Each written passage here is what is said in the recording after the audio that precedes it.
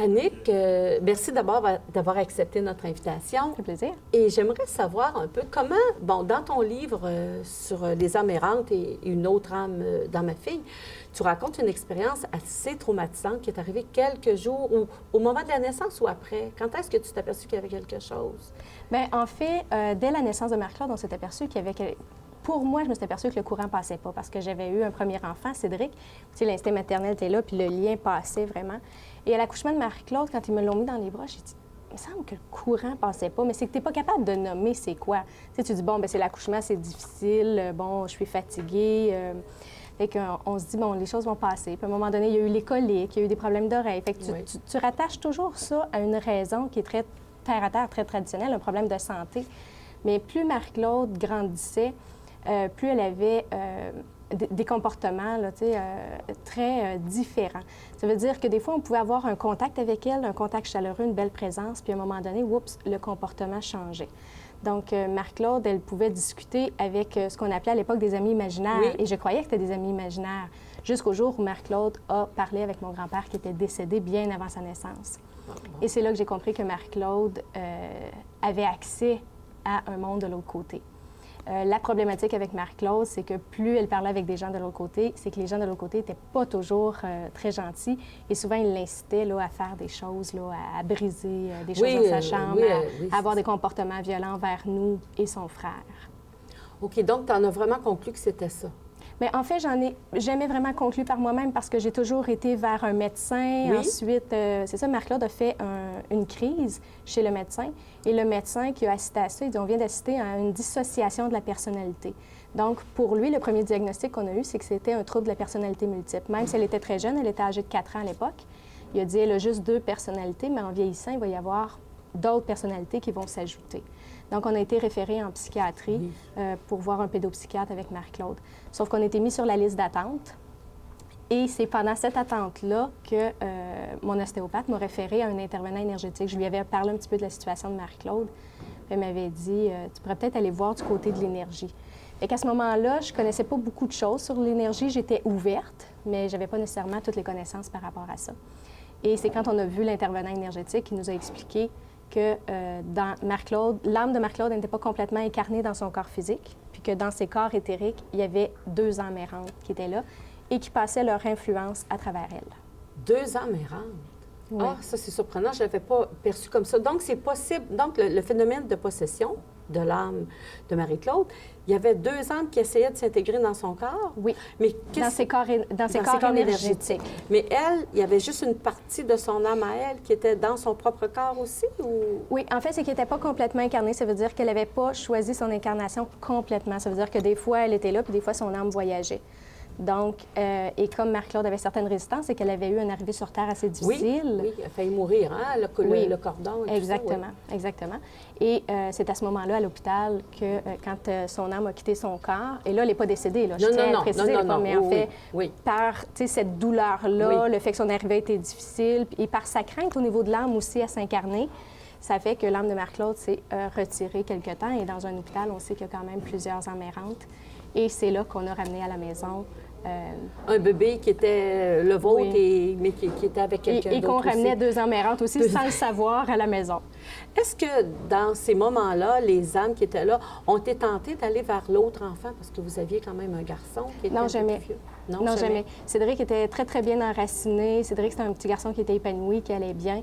Donc, ça, c'est important de comprendre ça parce que quand on est très, très bien enraciné, qu'on a une belle vibration, qu'on est heureux, épanoui, on ne peut pas être affecté par des âmes errantes.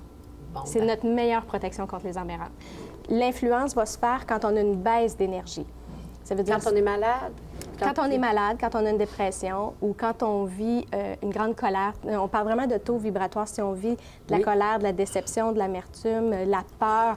Donc, dès qu'on est dans ces énergies-là pour une longue période, ça affaiblit notre taux vibratoire et c'est là qu'on peut devenir compatible avec des âmes errantes autour. C'est tout un programme. Je vous écoute puis je me dis que les gens à la maison vont se poser beaucoup de questions. Est-ce qu'il y a une façon de savoir si s'il y a quelqu'un dans notre famille parce qu'on sait qu'on parle beaucoup des adolescents ou des adolescentes, on sait que c'est une période qui est difficile, Ouais. mais comment savoir s'il y a une emprise ou si un enfant est colérique, des fois on dit qu'il y a un mauvais tempérament? Exactement. Bien, c'est sûr que, tu sais, j'ai un bac en enseignement préscolaire primaire, donc j'ai étudié le développement de l'enfant. C'est sûr que l'enfant, tu sais, même à 2 ans, là, il est dans une période de rébellion, il est dans la phase du non, tout ça, puis à l'adolescence aussi. Donc, ça, il ne faut pas s'inquiéter pour ça. Il ne faut pas s'inquiéter non plus si on vit des épreuves, ça fait partie de la vie. On va vivre une épreuve, notre taux vibratoire va descendre un peu, ça va remonter, tout ça. C'est ça fait partie de la vie. Là où il faut s'inquiéter, c'est davantage quand c'est sur une très, très, très longue période. Et quand ce taux vibratoire-là qui descend est là pour une longue période et qu'on s'en va dans des endroits qui ont un taux vibratoire bas aussi. Donc, quelqu'un qui... je vous donne un exemple. Tu sais, quelqu'un qui aurait perdu un emploi, qui trouve ça extrêmement difficile, trouve ça dur sur lui, ça fait 6 mois, 1 an, il y a une dépression. S'installe, et qui, là, il s'en va dans un bar douteux, tu sais, qui va commencer à boire. Souvent, ils vont ramener une âme errante. Mais les âmes de bon niveau à ce tout à fait. moment-là. Oui. Pour moi, quand je parle d'âmes errantes, ça va toujours être des âmes qui ont un taux vibratoire bas.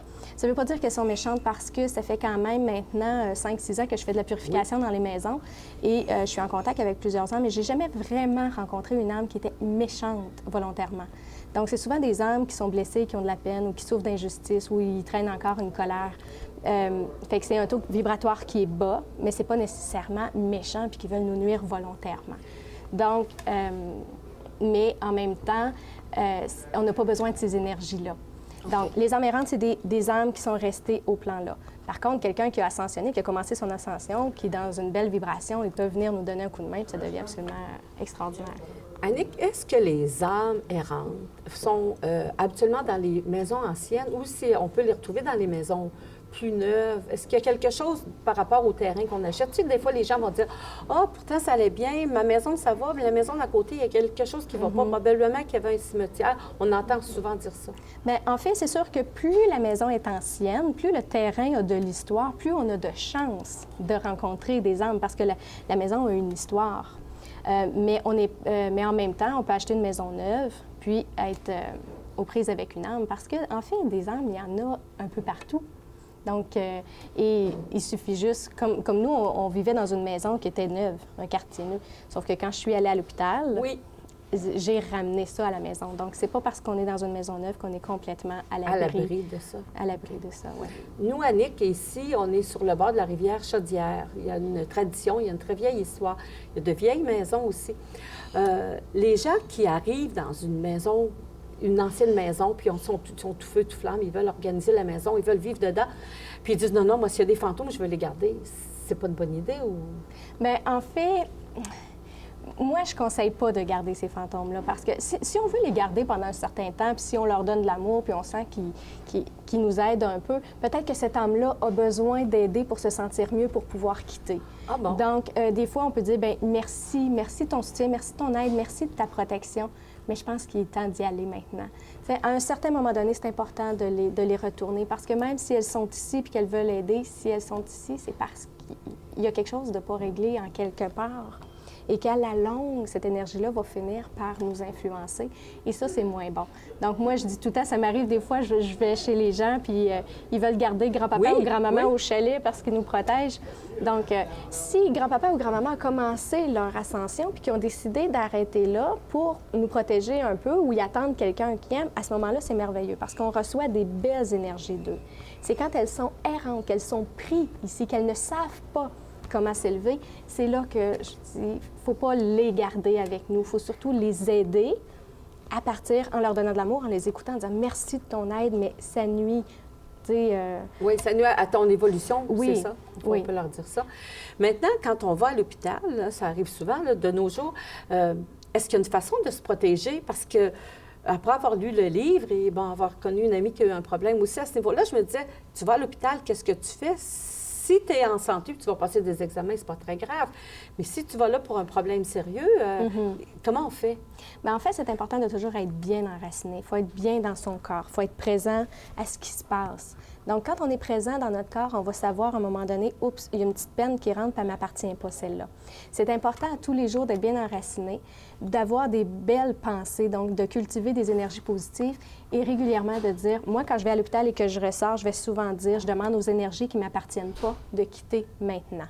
Okay. Donc, à tous les jours, je vais faire un nettoyage énergétique comme ça en disant, je demande aux énergies qui ne m'appartiennent pas de quitter. Ou bien je demande aux énergies lourdes, ou je demande, si on est dans un hôpital, on peut dire, je demande aux énergies de maladie de quitter maintenant. En sortant de l'hôpital. Oui, puis il existe tout plein de choses qu'on peut faire. On peut aussi, quand on arrive à la maison, on peut utiliser de la sauge liquide aussi qu'on va... tu sais, c'est comme une espèce de pompe, là, c'est ça. Donc ça va purifier les énergies. On peut utiliser de la sauge aussi en fumée pour se purifier, de l'encens. Mais en fait, c'est pas important les outils comme tels, mais c'est de nous ramener à notre centre, de nous ramener dans un état vibratoire qui est heureux, quelque chose qui nous convient.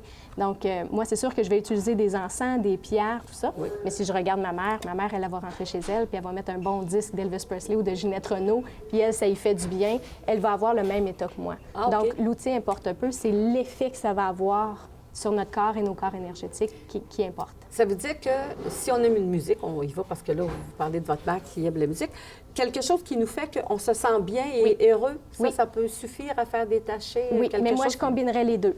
Oui. Vraiment, je travaillerai un bon enracinement. Je demande aux énergies qui ne nous appartiennent pas de quitter maintenant. Et ensuite, on s'offre une petite gâterie. On fait quelque chose qui va nous faire du bien, qui nous ramène dans un bon taux vibratoire.